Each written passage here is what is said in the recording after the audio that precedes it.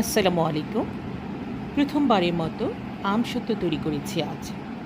আমসত্ত্ব তৈরি করার পুরো প্রক্রিয়াটি দেখিয়ে দিচ্ছি। মাঝারি সাইজের 4টি কাঁচা আম নিয়েছি। খোসা ছাড়িয়ে খুবই ছোট ছোট টুকরো করে নিয়েছি।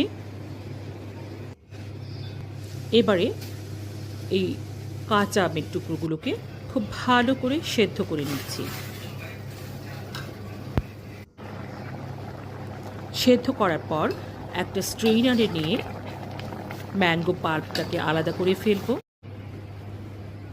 একটা স্ট্রেইনারের সাহায্যে চেলে ম্যাঙ্গো পাল্পটাকে আলাদা করে নিয়েছি।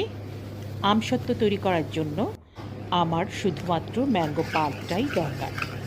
এবারে একটা কড়াইতে ম্যাঙ্গো পাল্পগুলো নিয়েছি এবং চুলোয় বসিয়ে দিয়েছি।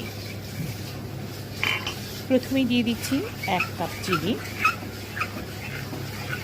অনবরত নেড়ে নিচ্ছি।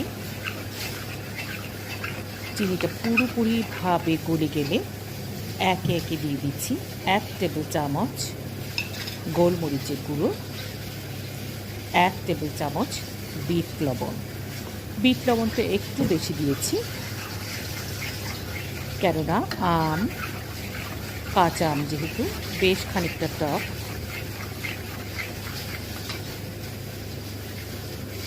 এবারে দিয়ে দিচ্ছি চিলি ফ্লেক্স। এটা আমি বাসাতেই তৈরি করে নিয়েছি। এই চিলি ফ্লেক্সটা আমসত্ত্বে খুবই একটা মজা বাড়িয়ে দিবে। খুব সামান্য করে একটু ফুড কালার ব্যবহার করছি। আমি এখানে সবুজ রঙের ফুড কালারটা ব্যবহার করেছি। এটাও চাইলে স্কিপ করা যাবে। এভাবে ক্রমাগত নাড়তে নাড়তে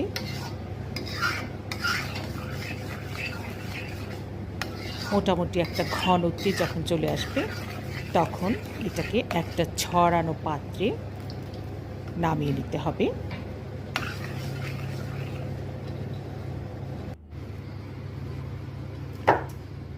একটা ছড়ানো পাত্রে নামিয়ে খুব ভালো করে ছড়িয়ে দিতে হবে চারপাশে, যাতে করে পাতলা একটা আবরণ তৈরি হয়।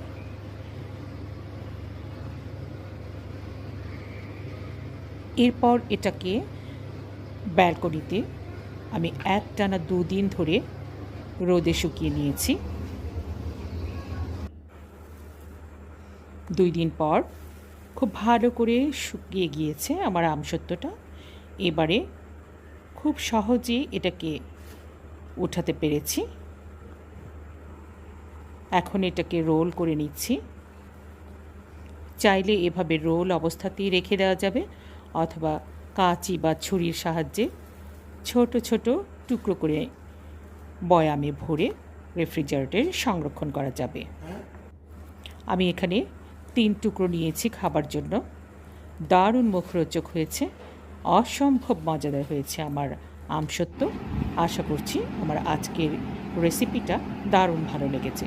সকলকে অসংখ্য ধন্যবাদ।